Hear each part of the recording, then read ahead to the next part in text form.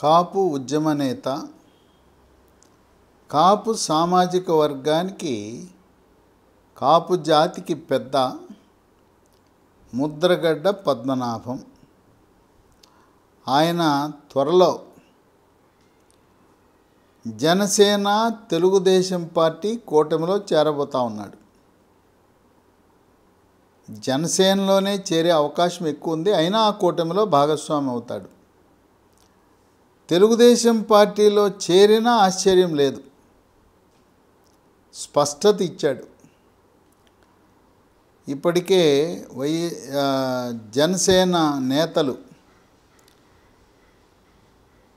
తాడేపల్లి గూడానికి చెందిన బొలిశెట్టి శ్రీనివాస్, అట్లాగే కోనసీమకు చెందిన నానాజీ వీళ్ళు వెళ్ళి కలిశారు. చాలా సానుకూలంగా స్పందించాడు, సాదరంగా ఆహ్వానించాడు. తెలుగుదేశం పార్టీ జగ్గంపేట నాయకుడు జ్యోతుల నెహ్రూ కూడా వెళ్ళి ముద్రగడ్డతో చర్చించడం జరిగింది. ముద్రగడ్డ కుమారుడు గిరిబాబు జనసేన తెలుగుదేశం పార్టీ కూటమిలో చేరటానికి రంగం సిద్ధం చేసుకున్నారు. అనుచరులను కూడా ఆ దిశగా అడుగులు వేసే విధంగా వాళ్ళని మానసికంగా సిద్ధం చేశారు. త్వరలో నాగబాబు, నాదెళ్ల మనోహర్ ఇద్దరు కూడా కిర్లంపూడి వెళ్ళి ముద్రగడ్డ పద్మనాభంతో చర్చిస్తారనే ఊహాగానాలు ఉన్నాయి.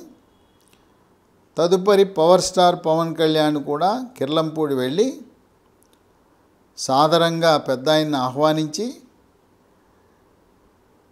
ఇక వాళ్ళు అడిగిన విధంగా సీట్లు ఇచ్చే ఆలోచనలో ఉన్నది జనసేన తెలుగుదేశం పార్టీ కూటమి.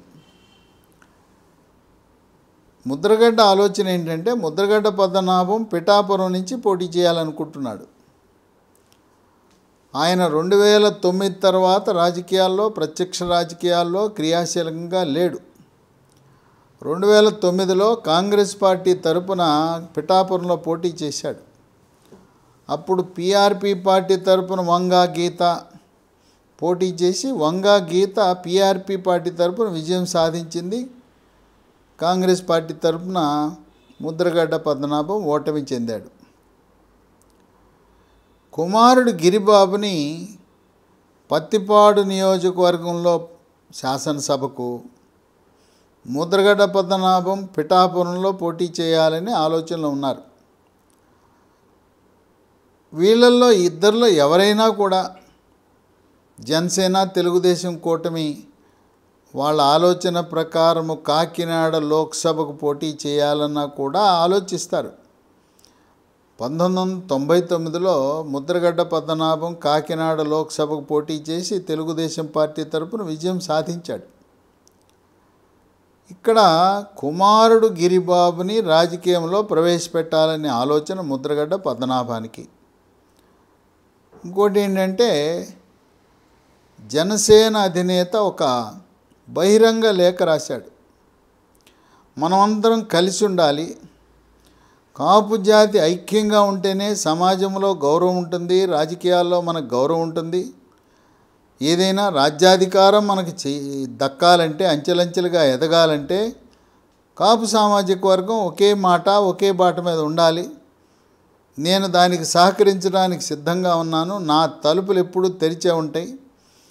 ఏ కాపు నాయకుడు, ఏ కాపు పెద్ద ఎవరొచ్చినా కూడా వాళ్ళతో నేను చర్చించడానికి సిద్ధంగా ఉన్నాను. కాపు జాతి ప్రయోజనాలు కాపాడటానికి సిద్ధంగా ఉన్నాను.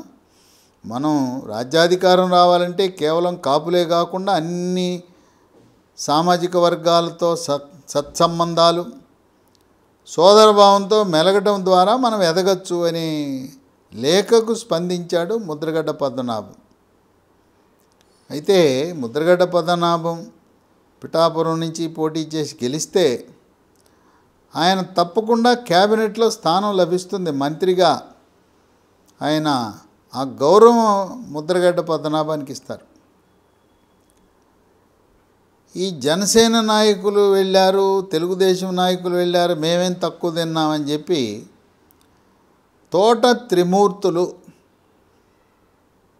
మాజీ తెలుగుదేశం పార్టీ నాయకుడు, ప్రస్తుత వైఎస్ఆర్సీపీ ఎమ్మెల్సీ, ఆయన మండపేట నుంచి వైఎస్ఆర్సీపీ ఎమ్మెల్యేగా పోటీ చేయబోతున్నాడు.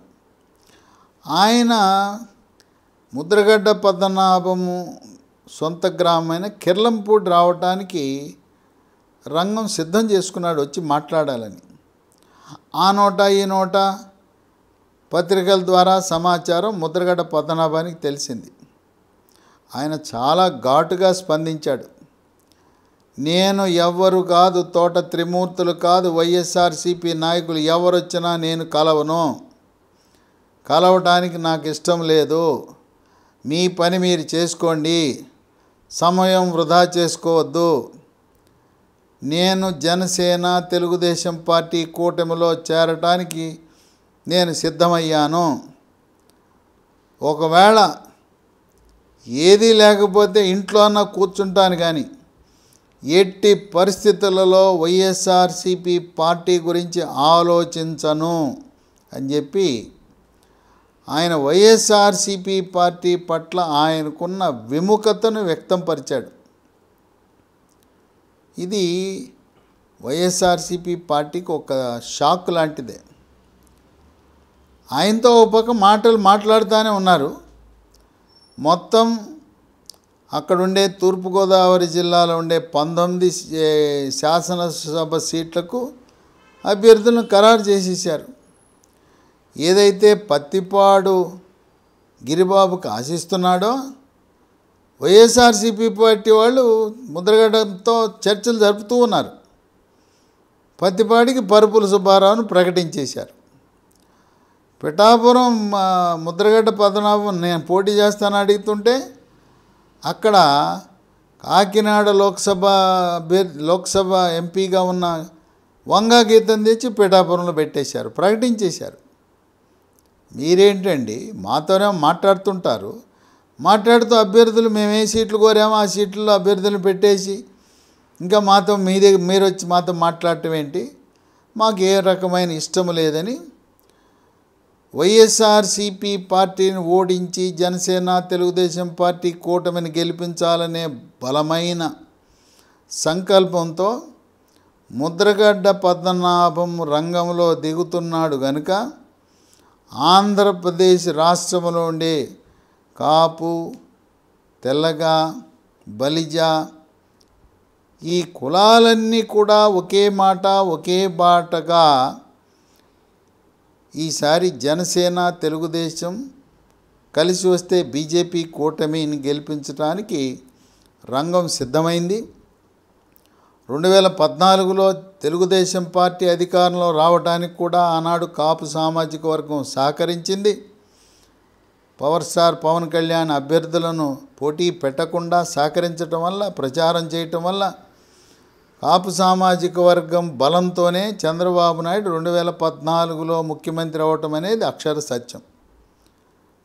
జనసేన వేరుగా పోటీ చేయటం, కాపులు దూరం అవ్వటం, బీజేపీ పార్టీ దూరం అవటం, మితిమీరిన విశ్వాసంతో తెలుగుదేశం పార్టీ ఒంటరిగా పోటీ చేయటం వల్ల ఓటమి చెందింది. 2019లో కూడా తెలుగుదేశం, జనసేన, బీజేపీ 3 పార్టీలు కలిసి పోటీ చేసి ఉన్నట్లయితే ఆంధ్రప్రదేశ్ రాష్ట్రంలో వైఎస్ఆర్సీపీ పార్టీ అధికారంలోకి వచ్చి ఉండేది కాదు అని విశ్లేషకులు భావిస్తున్నారు. ఆంధ్రప్రదేశ్ రాష్ట్రంలో ఎప్పుడు కాపు సామాజిక వర్గం, కాపు జాతి ఏ పార్టీకి మద్దతిస్తే ఆ పార్టీ విజయం సాధిస్తుంది. చరిత్రలోకి వెళ్తే 1983, 1985లో ఎన్టీఆర్కి తెలుగుదేశం పార్టీకి మద్దతు ఇచ్చారు. ఆ 2 సార్లు కూడా తెలుగుదేశం పార్టీ అధికారంలోకి వచ్చింది. 89లో కాంగ్రెస్ పార్టీకి అధికారంలోకి వచ్చిందంటే కేవలం కాపు జాతి యొక్క మద్దతుతోనే. మళ్ళీ 94లో ఆనాడు ఎన్టీ రామారావుకి కాపు జాతి మద్దతు ఇవ్వటం వల్ల ఎన్నడూ లేని విధంగా ఆ రోజు 1994లో సిపిఐ సిపిఎం తెలుగుదేశం పార్టీ పొత్తు పెట్టుకుని కాపుల మద్దతుతో 235 సీట్లు కైవసం చేసుకుని ఒక రికార్డు సృష్టించింది.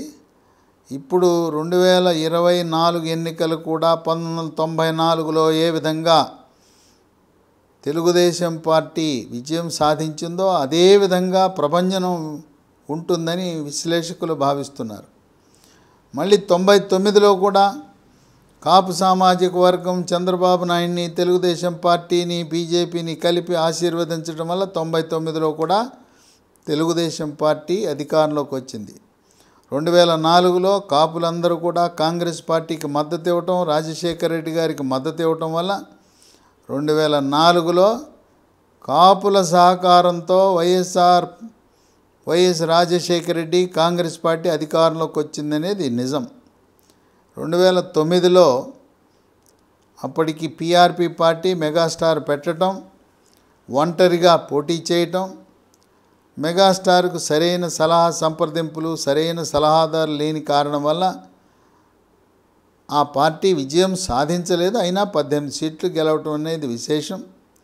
2009లో చంద్రబాబు నాయుడు ఒక మెట్టు దిగి ప్రజారాజ్యం పార్టీని కలుపుకొని, సిపిఐ సిపిఎంని కూడా కలుపుకొని టీఆర్ఎస్ లేకుండా పోటీ చేసి ఉన్నట్లయితే అప్పుడు ఘన విజయం సాధించేది తెలుగుదేశం పార్టీ కూటమి. 2009లో జరిగిన తప్పు, టీఆర్ఎస్ పార్టీని కూటమిలో భాగస్వామ్యం చేయటం తప్పు, చిరంజీవితో మాట్లాడకపోవటం. ఆనాడే మెగాస్టార్ చిరంజీవితో మాట్లాడి ఆయన్ని ఒప్పించి కలిసి పోటీ చేద్దామని అంటే చిరంజీవి అంగీకరించేవాడు. భేషజాలకు పోకుండా ఆ రోజే చంద్రబాబు నాయుడు ఒక మెట్టు దిగి ఉండవలసిందని విశ్లేషకులు భావిస్తున్నారు. 2014 కాపుల యొక్క సహకారంతో తెలుగుదేశం పార్టీ విజయం. 2019లో జగన్మోహన్ రెడ్డికి, వైఎస్ఆర్సీపీ పార్టీకి కాపుల సహకారంతోనే ఆయన అధికారంలోకి వచ్చాడు. ఈ కాపు సామాజిక వర్గం యొక్క ప్రాబల్యం తూర్పుగోదావరి, పశ్చిమ గోదావరి, కృష్ణా, గుంటూరు, ప్రకాశం, అలాగే విశాఖ, ఇక రాయలసీమకు వచ్చేసరికి నెల్లూరు, కర్నూలు, కడప, అనంతపురం, చిత్తూరు, ఈ 5 జిల్లాల్లో అక్కడ కాపుల్ని బలిజ సామాజిక వర్గం అంటారు. అంటే దాదాపు ఉమ్మడి 13 జిల్లాల్లో 11 జిల్లాలలో సంఖ్యాపరంగా ప్రతి నియోజకవర్గంలో గెలుపు ఓటములను శాసించగలిగే శక్తి ఉన్న సామాజిక వర్గం కాపు జాతి కనుక ఇప్పుడు కాపులందరూ ఆంధ్రప్రదేశ్ రాష్ట్రమంతటా కాపులు, రాయలసీమలో ఉండే బలిజలు, తెలగలందరూ కూడా జనసేన, తెలుగుదేశం పార్టీకి, కూటమికి మద్దతు ఇవ్వటం వల్ల ఎన్ని మార్పులు చేర్పులు చేసినా వైఎస్ఆర్సీపీ పార్టీ మరొకసారి రెండవసారి అధికారంలోకి రావటం కల్లని. ఈ కూటమి ప్రస్తుతానికి తెలుగుదేశం, జనసేన పార్టీ, త్వరలో బీజేపీ కూడా ఈ 2 పార్టీలతో కలిసి పోటీ చేసి త్వరలో తెలుగుదేశం, జనసేన కూటమి ఘన విజయాన్ని సాధించి జగన్మోహన్ రెడ్డిని గద్దె దింపాలనే సంకల్పంతో పనిచేస్తున్న తరుణంలో ముద్రగడ్డ పద్మనాభం జనసేన, తెలుగుదేశం పార్టీలో చేరిక అనేది ఈ యొక్క కూటమి యొక్క బలాన్ని రెట్టింపు చేయటం, ఏనుగంత బలం ఈ కూటమికి వచ్చిందని విశ్లేషకులు భావిస్తున్నారు.